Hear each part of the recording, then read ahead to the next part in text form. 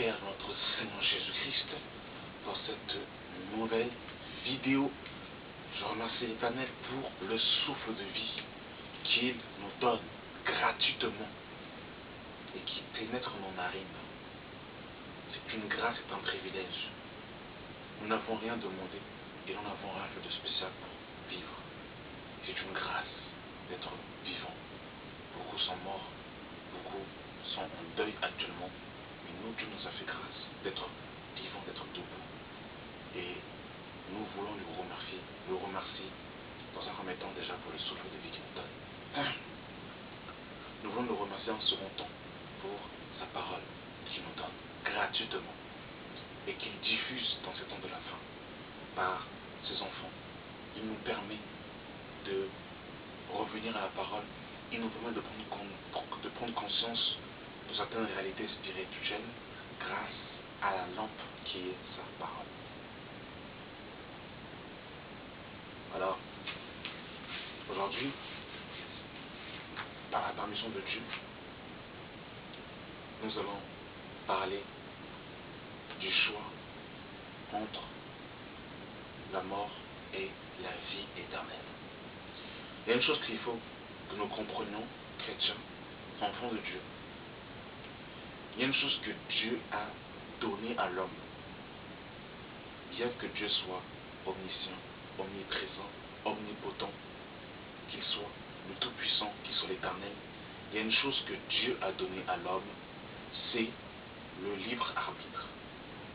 C'est le choix.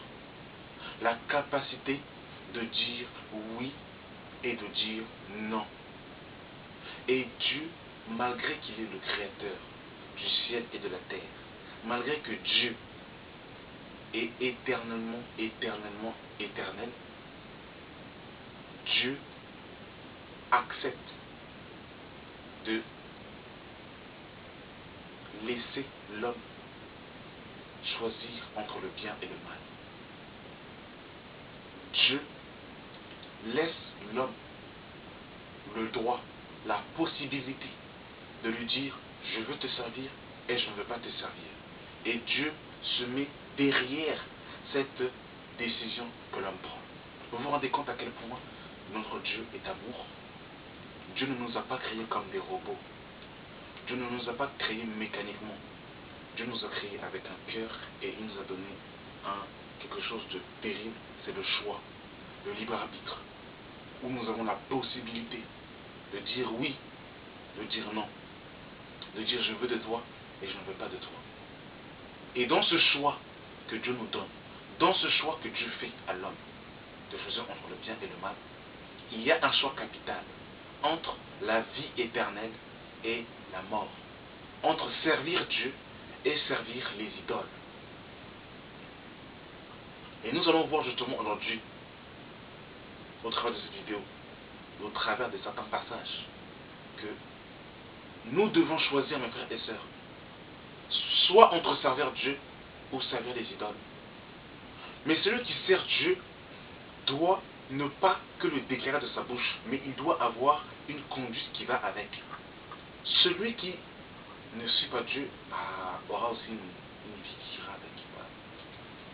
Nous sommes dans Deutéronome chapitre 30, mes frères et sœurs. Que Dieu nous accompagne durant cette vidéo. Deutéronome chapitre 30. Que toute la gloire revienne à notre Seigneur et Sauveur Jésus-Christ. Deutéronome chapitre 30, le verset 19. J'en prends aujourd'hui à témoin contre vous, le ciel et la terre. J'ai mis devant toi la vie et la mort, la bénédiction et la malédiction.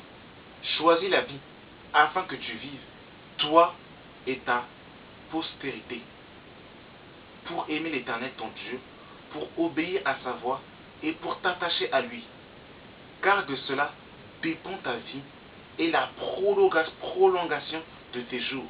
Et c'est ainsi que tu pourras demeurer dans le pays que l'Éternel a juré à donner à tes pères Abraham, Isaac et Jacob. Donc je relis le verset 19. J'en prends aujourd'hui à témoin pour vous le ciel et la terre. J'ai mis devant toi la vie et la mort, la bénédiction et la malédiction. Choisis la vie afin que tu vives, toi et ta postérité. Donc voyez-vous, mes frères et sœurs, Dieu a mis deux chemins. Il y a deux chemins qui sont devant nous, mes frères et sœurs. Il y a la mort, il y a la vie. Il y a le Seigneur, il y a le royaume de Satan. Et Dieu nous demande de choisir. Dieu nous demande de faire un choix. Toutefois, il nous conseille de choisir la vie. Vous voyez comment Dieu est un gentleman. Dieu ne force pas sa parole. Dieu ne force pas de le suivre. Mais Dieu dit, celui qui veut me suivre, je te conseille de suivre la vie. Donc nous avons à faire ce choix. Et personne ne peut faire ce choix à notre place. C'est nous-mêmes qui devons nous poser les bonnes questions. C'est nous-mêmes qui devons prendre la résolution de choisir la vie ou de choisir la mort. Et mes frères et sœurs, laissez-moi vous dire, il y a un seul chemin qui mène à la vie. La religion ne vient pas de Dieu. La religion, c'est les hommes qui les ont inventées. Jésus n'est pas venu mettre sur terre le catholicisme, le protestantisme, l'évangélisme, tous ces ismes-là. Jésus n'est pas venu mettre en place ces choses sur terre. Jésus est venu donner la vie.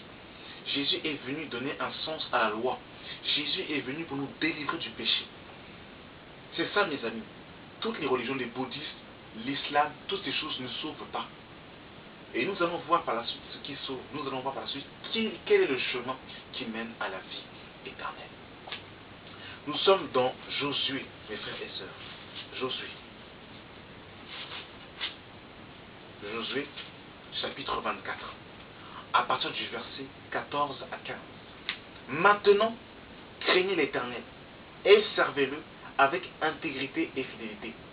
Faites disparaître les dieux qu'ont servi vos pères et l'autre côté du fleuve et en Égypte et servez l'Éternel. Et si vous ne trouvez pas bon de servir l'Éternel, choisissez aujourd'hui qui vous voulez servir. Ou les dieux que servaient vos pères au-delà du fleuve, ou les dieux des Amoréens dans le pays duquel vous habitez. Moi et ma maison, nous servirons l'Éternel. Voyez-vous, mes frères et sœurs, ça veut dire quoi? Si nous décidons de choisir l'Éternel, si nous décidons de choisir de marcher avec Jésus, il faut que nous puissions faire disparaître les dieux étrangers. Il faut que nous arrêtons nos traditions, nos coutumes, nos traditions. Aller consulter les morts, aller prier le soleil, aller prier les morts, aller invoquer le tonton, la tata, le papa, la maman qui est morte, qui est décédée, toutes ces choses. Aller consulter les marabouts, les voyants, les devins, aller consulter les pasteurs comme étant des véritables voyants, toutes ces choses. Il faut abandonner ces choses. Décider de suivre Dieu implique forcément à abandonner les idoles. On ne peut pas dire qu'on serve le Seigneur et qu'on continue à adorer et servir d'autres dieux. Et malheureusement, des fois, il y a des hommes, ils servent le Seigneur, mais ils vont servir les hommes au lieu de servir Dieu. Ils disent qu'ils décident de choisir de suivre le Seigneur, mais ils choisissent les hommes, mais ils servent les hommes. Comme beaucoup de chrétiens, malheureusement, sont captifs dans beaucoup d'assemblées et ils servent leurs pasteurs comme étant des véritables pharaons. Ils servent leurs pasteurs comme étant des véritables divinités et ils sont les esclaves des hommes. Voilà pourquoi ce que Paul dira dans 1 Corinthiens chapitre 7, le verset 23. Vous avez été rachetés à un grand prix. Ne devenez donc pas esclaves des hommes. Et il dira encore dans Galates chapitre 5, le verset 1. C'est pour la liberté. Oh, j'aime ce passage. Une petite parenthèse, nous allons glisser rapidement pour lire ce passage. Oh Seigneur de gloire, Jésus-Christ. Ce passage, véritablement, le Seigneur me l'a refait comprendre d'une certaine manière, mes frères et sœurs. Permettez-moi de le lire. Galates chapitre 5, le verset 1. C'est pour la liberté que Christ nous a affranchis. Demeurez donc fermes et ne vous laissez pas mettre de nouveau sous le joug de la servitude. Malheureusement, il y a des hommes qui servent les hommes et qui sont des esclaves des hommes et qui servent les hommes comme étant des véritables divinités. Et Dieu nous appelle à le servir lui et lui seul. Jésus n'est pas mort à la croix, mon frère, ma soeur, pour que tu serves ta prophétesse, ta maman, ta mère spirituelle, ta maman pastoros. Jésus est mort à la croix pour que tu puisses servir le Père et que tu puisses vivre par lui et pour lui. Il est vrai que nous devons nous soumettre réciproquement, nous devons porter le fardeau les uns les autres. Nous devons respecter justement ceux qui sont à la charge, c'est pas un problème, mais Dieu ne nous appelle pas à servir les hommes et à devenir les esclaves des hommes, et surtout à dépendre physiquement et spirituellement des hommes. Si Dieu permet, nous ferons une vidéo sur la dépendance spirituelle. Parce que Dieu nous appelle à une dépendance spirituelle. Autrement dit, que quand Jésus est mort dans Matthieu chapitre 27, le voile du temple a été déchiré du haut jusqu'en bas. Sous la loi, le peuple n'avait pas accès au lieu très saint. Parce que sous la loi, le peuple devait aller adorer l'Éternel à Jérusalem, dans le temple de Salomon. Et ce temple était scindé en trois parties. Il y avait les parvis, là où tout le peuple pouvait venir justement aller. Il y avait les parvis, qui étaient le lieu réservé en fait à tout le peuple. Il y avait les parvis, il y avait le lieu saint, qui était réservé exclusivement en fait aux Lévites, et il y avait le lieu très saint. Les parvis, le lieu saint et le lieu très saint, excusez-moi pour le bruit. Il y avait les parvis, le lieu saint et le lieu très saint. Et dans le lieu très saint, mes frères et sœurs, il n'y avait que le souverain sacrificateur qui pouvait rentrer une seule fois par année pour justement pardonner les péchés des enfants d'Israël et ses propres offenses. Et le peuple n'avait pas accès à cet endroit. Mais lorsque Jésus-Christ est mort, mes frères et sœurs, le voile du temple a été déchiré.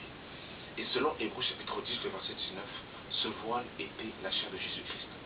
Jésus nous a donné accès dans le lieu très saint afin que nous puissions avoir accès dans la présence du Père, afin que nous puissions consulter et avoir une relation étroite, intime avec l'Éternel, sans pour autant qu'il y ait un homme, un gourou, un médiateur entre nous et les hommes. Voilà pourquoi la parole de Dieu nous dira encore dans 1 Timothée chapitre 2, le verset 5, car il y a un seul Dieu et aussi un seul médiateur entre Dieu et les hommes, Jésus-Christ homme. Il n'y a personne aujourd'hui, mon frère, ma soeur, qui peut se dresser entre toi et Dieu. Oui, Dieu est ami des hommes pour le ministère, pour nous aider au perfectionnement, c'est pas un problème. Mais il n'y a aucun homme entre nous et Dieu pour que nous puissions atteindre Dieu. Tu peux atteindre Dieu gratuitement chez toi à la maison et tu peux rentrer en contact avec lui. Donc, soyez délivrés, mes frères et sœurs, du joug des hommes. Vous n'êtes pas la proie des hommes et aucun homme n'est mort pour vous à la croix. Vous ne devez pas servir les hommes, mes frères et sœurs. C'était une petite parenthèse et je voulais véritablement m'exprimer sur ces choses. Je pense que le temps d'être aussi a permis que nous puissions justement parler de ces choses. Nous sommes dans un roi, mes frères et sœurs. Que Dieu vraiment éclaire son peuple vraiment. Et que Dieu libère son peuple véritablement du joug pharaonique des hommes véritablement. Nous sommes dans 1 roi, chapitre 18, à partir du verset 19. Faites maintenant rassembler tout Israël auprès de moi à la montagne du Carmel et auprès des 450 prophètes de Baal et des 400 prophètes d'Astarté qui mangent à la table de Jézabel. Akab envoya des messagers vers tous les enfants d'Israël et il rassembla les prophètes à la montagne du Carmel. Alors Élie s'approcha de tout le peuple et dit, jusqu'à quand clocherez-vous des deux côtés? Si l'Éternel est Dieu, allez après lui. Si c'est Baal, allez après lui. Et le peuple ne lui répondait rien. Donc voyez-vous ici en Israël, Akab qui était roi en Israël à ce moment-là et qui était marié à Jézabel, va justement se laisser dominer par sa femme qui était Jézabel, qui était une femme étrangère et qui va introduire en Israël le culte d'Astarté et le culte de Baal. Et Israël va tomber dans une idolâtrie et ils vont abandonner l'Éternel. Et justement, Dieu va envoyer son prophète Élie pour justement interpeller les enfants d'Israël afin qu'ils reviennent justement aux fondamentaux, c'est-à-dire au Dieu unique, véritable, le Dieu un, le Dieu unique, comme il dira dans Deutéronome 6, le verset 4, écoute ô Israël, le Seigneur notre Dieu est le seul Seigneur. Et Élie a interpellé justement les enfants d'Israël en disant, mais jusqu'à quand clocherez-vous des deux pieds? Donc mes frères et sœurs, donc nous devons véritablement faire un choix. Le problème aujourd'hui de beaucoup de chrétiens, c'est qu'ils n'ont pas fait un choix véritable. Ils font un choix de la bouche, mais non du cœur. Ils sont entre deux. Ils sont entre le monde et l'éternel. Ce n'est pas possible. Soit nous devons servir Dieu, soit nous devons servir l'éternel. Mais si nous cherchons de servir l'éternel, il y a une manière de se conduire dans la maison de Dieu. On ne peut pas se conduire comme on veut, frères et sœurs. Si on décide de choisir Dieu, il faut abandonner le monde, il faut renoncer au monde. On ne peut pas dire qu'on sert le Seigneur et que notre vie est semblable aux païens, comme si on ne connaissait pas Dieu, mes frères et sœurs. Si nous décidons de choses à l'éternel, il faut que nous puissions donc renoncer, mes frères et sœurs, aux divinités étrangères, renoncer à la vie de péché, à la vie de pratique de péché, et marcher dans la nouveauté de vie, mes frères et sœurs. Produire du fruit digne de la repentance. C'est ça, mes amis. C'est ça, mes frères et sœurs. Oh Dieu. Nous sommes dans Matthieu chapitre 6, le verset 24. Nul ne peut servir deux maîtres, car ou il haïra l'un et aimera l'autre, ou il s'attachera à l'un et méprisera l'autre. Vous ne pouvez servir Dieu et maman. Le problème de beaucoup de chrétiens, c'est qu'ils disent servir le Seigneur Jésus-Christ, mais ils sont attachés à l'argent. Ils sont idolâtres de l'argent. Ils ont pour Dieu l'argent. Et leur évangile est basé exclusivement sur la prospérité. Mon frère, ma soeur, tu ne choisis pas l'éternel quand tu vis que pour l'argent et que tu ne respires que l'argent. C'est pas possible. Nous devons faire un choix, mes frères et sœurs. Nous devons faire un choix. Nous devons faire un choix, mes frères et sœurs. Nous devons faire un choix. Jésus dira dans Marc chapitre 8, le verset 34. Puis ayant appelé la foule avec ses disciples, il leur dit, si quelqu'un peut venir après moi, qu'il renonce lui-même, qu'il se charge de sa croix et qu'il me suive. On ne peut pas suivre Jésus et ne pas renoncer à sa propre vie. C'est pas possible. Autrement dit, il faut mourir à nous-mêmes. Renoncer à son caractère impie, son caractère de cochon. Il faut refuser ces choses. Il faut s'efforcer. Il faut refuser, mes frères et sœurs, de pratiquer la vie mondaine. Il faut refuser ces choses. Il faut refuser, mes frères et sœurs. Nous devons nous efforcer, mes frères et sœurs, par le Saint-Esprit, par la foi en Christ, véritablement, à s'efforcer à marcher en nouveauté de vie et à renoncer, mes frères et sœurs, à une vie de paganisation, mes frères et sœurs. C'est ça l'évangile, mes frères et sœurs, véritablement. C'est ça l'évangile. Il faut nous poser les bonnes questions. Il faut nous poser les bonnes questions. Et nous disons précédemment que la religion ne sauve pas. Ce qui sauve, mes frères et sœurs, c'est Jésus-Christ de Nazareth. Nous sommes dans Jean chapitre 14, verset 6. Jésus lui dit, je suis le chemin, la vérité et la vie. Nul ne vient au Père que par moi. Le chemin qui mène à la vie éternelle. Le chemin qui mène au salut.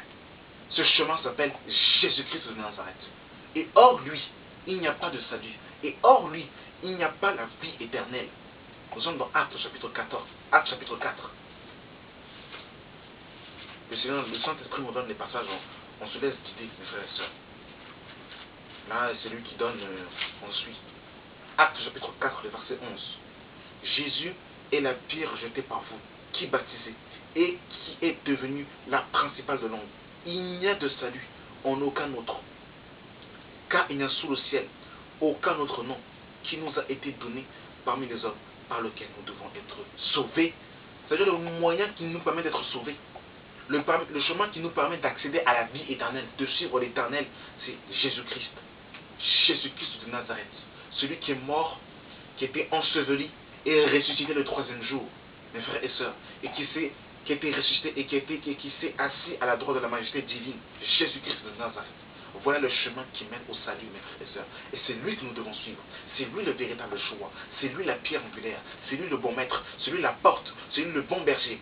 C'est lui le pasteur des pasteurs. C'est Jésus-Christ de Nazareth, mes frères et sœurs.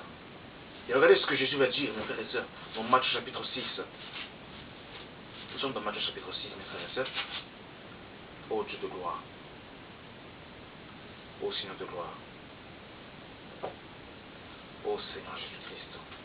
Nous sommes dans Matthieu chapitre 7, à partir du verset 13. Entrez par la porte étroite, car large est la porte, et spacieux est le chemin qui mène à la perdition. Et il y en a beaucoup qui entrent par là. Mais étroite est la porte, et resserré est le chemin qui mène à la vie, et il y en a peu qui les trouvent. Voyez-vous, mes frères et sœurs, suivre Jésus, mes frères et sœurs, n'est pas une mince affaire. C'est difficile de suivre le Seigneur, mais ce n'est pas impossible. Par la foi en l'œuvre de la croix, par l'aide du Saint-Esprit. Mais le chemin du Seigneur Jésus-Christ est un chemin étroit et resserré. Et il y en a peu qui l'empruntent. Mais le chemin qui mène à la perdition, le chemin qui mène à la mort, c'est un chemin large, spacieux, où il y a l'espace, où c'est facile de vivre sa vie dans le monde. C'est facile de vivre dans la paganisation, mes frères et sœurs. Voilà pourquoi nous devons nous efforcer, mes frères et sœurs, à marcher droitement dans la justice, dans l'intégrité, dans la sainteté, loin du péché, loin du mal. Mes frères et sœurs, ô Dieu de gloire, aide-nous, aide-nous Seigneur, à marcher dans ce chemin étroit et resserré, à te suivre et à tenir le pont de ta robe jusqu'à la fin, mes frères et sœurs. Ne pas te lâcher, Seigneur Jésus-Christ. Aide-nous, Seigneur de gloire. Ô Jésus-Christ de Nazareth. Nous sommes dans Éphésiens chapitre 4. À partir du verset 17. Voici donc ce que je dis et ce que je déclare dans le Seigneur. C'est que vous ne devez plus marcher comme les païens qui marchent selon la vanité de leurs pensées. Ils ont l'intelligence obscurcie. Ils sont étrangers à la vie de Dieu à cause de l'ignorance qui est en eux et à cause de l'endurcissement de leur cœur. Ayant perdu tout sentiment, ils se sont livrés à la dissolution pour commettre toute espèce d'impureté joint à la cupidité. Mais vous, ce n'est pas ainsi que vous avez appris Christ, si du moins vous l'avez entendu, et si, conformément à la vérité qui est en Jésus-Christ, c'est en lui que vous avez été instruits à vous dépouiller, eu égard à votre vie passée, du vieux homme qui se corrompt par les convoitises trompeuses, et à se renouveler dans l'esprit de notre intelligence, et à revêtir l'homme nouveau créé selon Dieu dans une justice et une sainteté que produit la vérité. Voilà mes frères et sœurs comment nous devons marcher. Nous ne devons plus marcher comme les païens si nous disons que nous savons l'éternel, si nous disons que nous avons servi le Dieu véritable. Et je vais terminer par un dernier passage. Nous sommes dans 1 Thessaloniciens chapitre 1, le verset 9, qui nous dit: car on raconte à notre sujet quel accès nous avons eu auprès de vous et comment vous vous êtes convertis à Dieu en abandonnant les idoles pour servir le Dieu vivant et vrai et pour attendre des cieux son Fils qu'il a reçu des morts, Jésus, qui nous délivre de la colère à venir. Oui, mes frères et sœurs, la conversion passe par l'abandon des idoles. La conversion passe par le renoncement aux œuvres mortes. La conversion passe par le métanoïa, le changement de tour, de faire volte-face, produire du fruit digne de la repentance. C'est ça l'évangile, mes frères et sœurs. Donc voilà, aujourd'hui le Seigneur, toi qui me suis, te pose la question et il te dit que tu as le choix entre la vie éternelle ou la mort. Tu as le choix et tu dois faire un choix aujourd'hui, mon frère, ma soeur, et tu es libre de faire ce choix. Toutefois, choisis bien, car après, il sera trop tard. Après, il sera trop tard. Donc, efforçons-nous de faire le bon choix. Efforçons-nous. Moi, le premier. Ce message n'est pas adressé exclusivement à vous, mais à moi le premier. Efforçons-nous d'avoir une vie conforme à la vérité. Voilà. Merci d'avoir suivi cette vidéo et que le Seigneur vous bénisse au nom de Jésus-Christ. Amen.